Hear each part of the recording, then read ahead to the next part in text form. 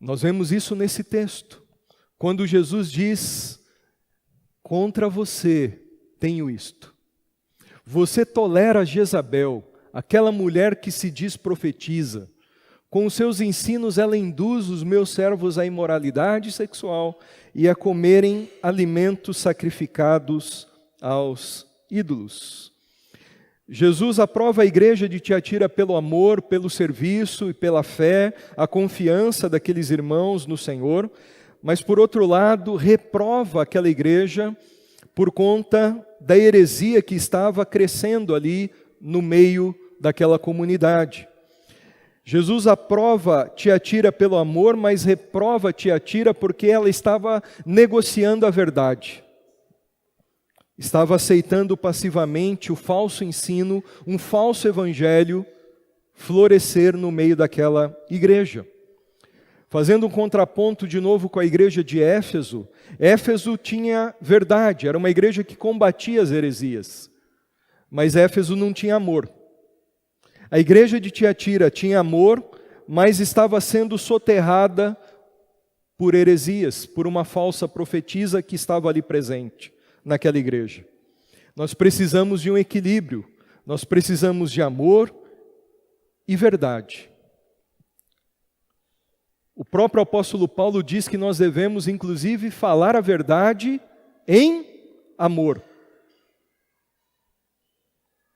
Se formos apenas adeptos da verdade, nós corremos o risco de sermos intolerantes, rígidos, legalistas, irmos à caça à bruxa e levantarmos, instaurarmos uma inquisição. Se formos só do amor, nós corremos o risco de fazermos vista grossa para tudo, tolerar o erro, não tem problema, um evangelho frouxo. É preciso equilibrar, é preciso verdade, é preciso amor. Tiatira tinha amor, mas a verdade estava sendo comprometida. Jesus ele disse: eu tenho contra você, igreja de Tiatira, que você tolera aí uma falsa profetisa que está corrompendo essa igreja, está enganando o meu povo e está desviando o meu povo do verdadeiro evangelho. E eu quero fazer aqui alguns apontamentos para os irmãos, destacar algumas coisas aqui desse texto.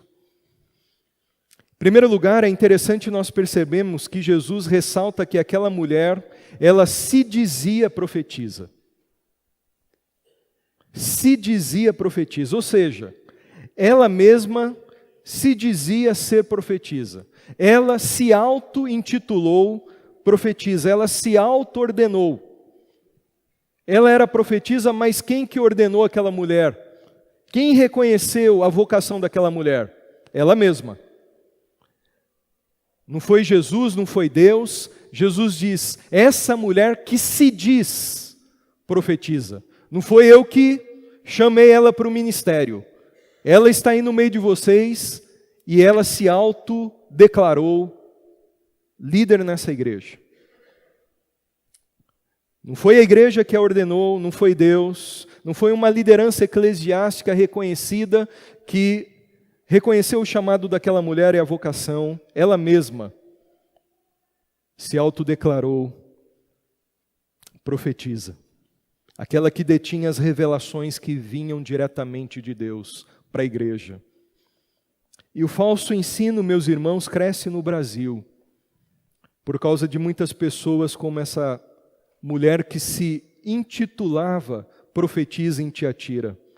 Pessoas que se auto-intitulam pastores, pastoras, profetisas, profetas, apóstolos, mas sem preparo algum e sem reconhecimento da igreja, e sem uma ordenação da igreja de Cristo.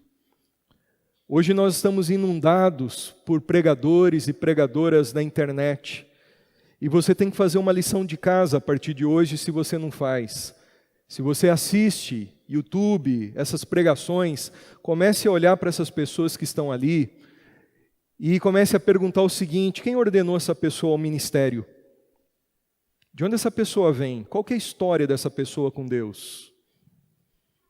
Que líder conferiu autoridade de liderança para essa pessoa pregar? De onde essa pessoa está vindo? Como começou esse ministério? Pois existem muitas pessoas que saem de igrejas por discórdia, por ganância, por poder, por fama, se auto-intitulam pastores, ninguém ordenou, de repente a pessoa é pastor, e sem preparo algum, enganam muita gente. E estão pregando um evangelho falso. Aquela mulher que se dizia profetisa estava ensinando uma heresia, um falso ensino naquela igreja de Tiatira. E podemos dizer, meus irmãos, que da mesma forma que Jesus levanta os seus obreiros para fielmente ensinarem o evangelho do Senhor Jesus Cristo para as suas igrejas, Satanás também levanta lobos devoradores, falsos pregadores, falsos apóstolos, profetisas que se dizem profetisas, mas não são, para enfraquecer a igreja, para levar a igreja ao engano, ao desvio do verdadeiro evangelho de Cristo.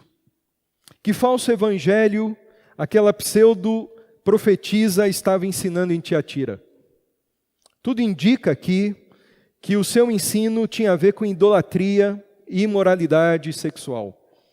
Na cidade de Tiatira, havia, como lá na igreja, ou na cidade de Esmirna, que nós vimos semanas anteriores, associações comerciais. E ali na cidade de Tiatira havia uma grande associação comercial de lã, de couro, de bronze, de linho, de tintureiros e alfaiates, de vendedores de púrpura.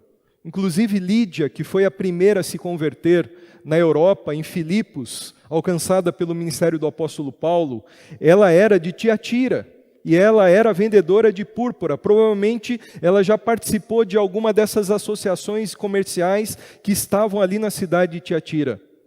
Qual que é o problema de associações comerciais? Até aí não tem problema nenhum.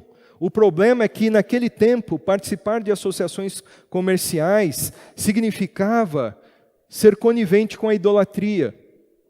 Porque cada associação comercial, se fosse da lã, da púrpura, existia um deus patrono, uma padroeira, um padroeiro. E as pessoas que participavam dessas associações comerciais deveriam então prestar culto, adoração, oferendas a esses deuses. O problema é que os cristãos não participam de idolatrias.